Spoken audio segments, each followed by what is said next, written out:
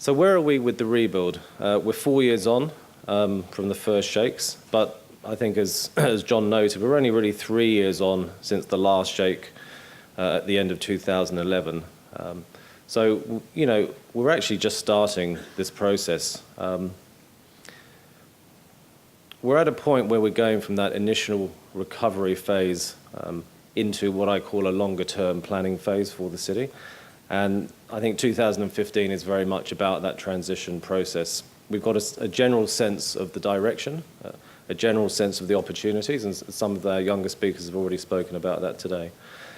As far as the council's concerned, we've just completed the long-term plan, which is a 10-year planning document, which is the first one, I think, for about 6 years. And that's actually taken quite a bit of work to put together. And you could argue it probably wasn't the best time for us to actually have to enter into a planning process like that, because I think one of the learnings we've had is that we don't have all the information that we need, and that this is actually an iterative process, and it's not a time and point process. And I think we've stressed that with this long-term plan, that actually a lot of the numbers in here are assumptions, and a lot of these will change, especially over the next 12 months. We've got a lot more stability, I think, in our governance arrangements. And again, after the earthquake, a new council was elected very soon after September, not quite aware of what was coming, and, you know, had a pretty tough time over the next couple of years trying to get things working. I think over the last year, we've probably created a more stable platform, and I think that's quite helpful. But we still have a long way to go. We've mentioned well, sharing ideas has been mentioned a few times this morning. I actually go back a little bit earlier than that to May 2011, and the first TEDx EQ Chicha conference that we put on, and I helped to organize.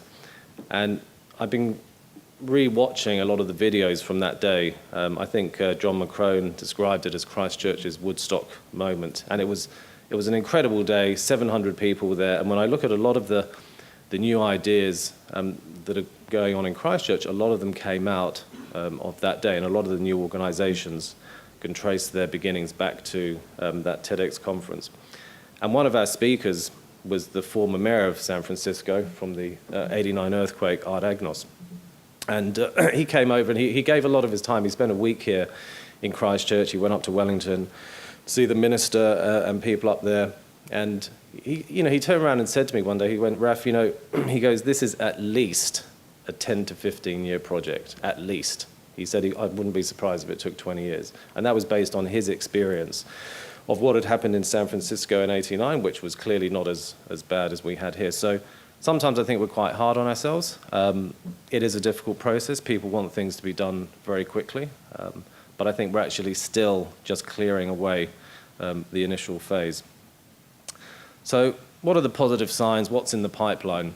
Well, new buildings springing up around town. I think Nikki mentioned the Deloitte's building, very exciting, but everywhere I walk around town, there's new stuff coming out of the ground.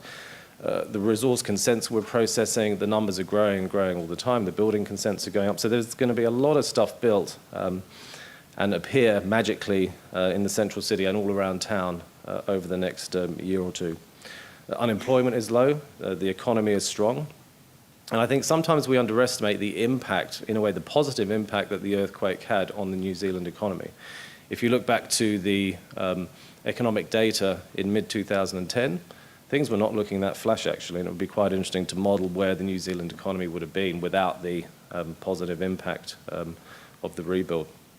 We've had the Cricket World Cup, which of course started here in Christchurch and will finish in Melbourne on Sunday. That has driven a lot of visitor traffic here. Passenger traffic through the airport is up 15% from the last year. So things are really ticking along. There's, people will notice there's a lot of tourists in town. They're really enjoying what they're seeing. We've got the FIFA Under-20 World Cup coming in the next month, so we'll start that whole process of excitement again. A lot of plans and projects are starting to crystallize and be finished off. As Nikki mentioned, the bus exchange, of course, the Hagley Oval, which was an incredible success. The library's just been approved. That should be out of the ground by the end of the year, hopefully. The town hall, we should be a bit clearer in the coming months about what's happening with that. We're also working quite well, I think, on the institutional arrangements. There's a transition process in place. As John mentioned, with Sarah, moving to a new phase post-April 2016. DPMC and the council are working very well together on actually what that transition process looks like and where we end up. And I think those institutional structures and arrangements are absolutely crucial. There's no doubt there was friction over the last couple of years between how council and Crown work together. Certainly in the last 6 to 12 months, we put a lot of that behind ourselves and we're working extremely well together. It also is a reminder that council itself needs to get its architecture and structure right. And I think over the next year we'll start to see some changes there about how we reshape council so that it's fit for purpose for the 21st century and fit for purpose for the challenges ahead. As Ian obviously mentioned, insurance is a big issue, not just for residents. Obviously for the council, it has been an extremely tricky process.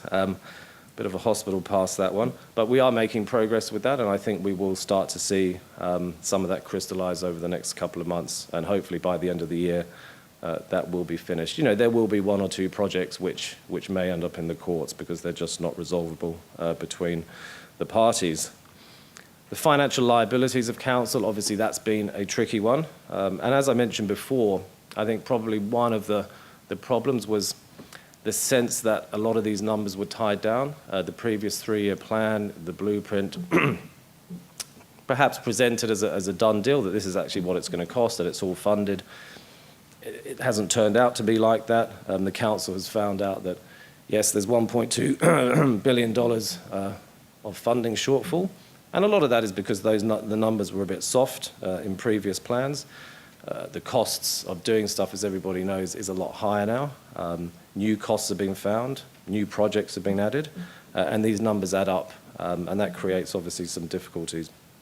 So going forward, as I mentioned with the long-term plan, we've got to make sure we get these numbers right, and we've got to make sure that we communicate to people clearly where there are big assumptions, and you'll see in the long-term plan, especially around some of the land drainage recovery program, a lot of that stuff is assumed. We simply don't know what those costs will be, but we have to do the best we can and provide the best estimates that we can now. Another thing as well in terms of obstacles but also opportunities is working together, working collaboratively, and I think certainly council and Crown and various agencies are doing that now very well. And I notice a lot of the walls are coming down where people are actually not bothered who they're working for. It's actually what are we trying to achieve and how can we do that. And I think Nikki mentioned patch protection. There's no room for patch protection, and I have seen a lot of that around town. There's no room for egos in a recovery. Everyone's got to work together and get on with the job. So opportunities, this is the fun stuff. I think John mentioned the planning process in terms of the horizons, and I think, again, going back to that TED conference, a guy from Australia, Marcus Spiller, talked about horizons planning and the need actually to make sure that as you're dealing with the recovery, especially over the first 5 years, that you're also looking ahead. And it's this parallel planning process which I don't think we've quite got right. So we've spent a lot of time looking at the first 5 years. What's the city going to look like? We haven't spent enough time thinking about what about the next 15 years, and then also what about the next 50 years. So what's the vision for the city? And we need to be imaginative around that. So we talked about 2 million people for Canterbury. That woke everyone up, which is good. But we should be thinking more seriously about what the future might look like. Issues like driverless cars, natural buildings, home battery packs, technological change, the singularity. What does this all mean for the city of Christchurch? So it's not so much about thinking big, it's about thinking ahead. We're pushing the innovation story hard. We're looking at getting more talent into the city, looking at the open visa, bringing talent in, educational and innovation hubs. We've had smart cities delegations here from India. There's one from the UK coming in April. That's really, I think, where the future of Christchurch lies. A city of health and sustainability, recreation, nutrition, food, exercise, resource management. This is the stuff we're already good at, and this is, I think, where we should be positioning Christchurch for the future. And this is also part of the national story. The Canterbury economy is going to become more and more important in a national sense. It will take the pressure off Auckland, which is a high risk for New Zealand going forward, which is sucking in a lot of resources. We need to suck some of those resources down to Canterbury and the South Island. We need to get ahead of the pressure that infrastructure brings, as Auckland is facing now. We need to make sure we've got plenty of cheap land available, cheap being the main word there, and the appropriate transport to serve it. So the provision and financing of that is something we need to really address now so that we don't have the same conversation in 10 and 20 years' time. Capturing the second wave of investment, I think, will be crucial, and making sure that it works for us. We need to make sure we can create the right structures for that funding and provide the confidence, especially for international investors to come in here, and they are queued up and they're waiting for the opportunity to come in. So the second phase of recovery is upon us. Over the next year, a lot of this will crystallize. The opportunities are clear, and I think if we get the right structures in place, we can make that happen. Thanks very much. Cheers.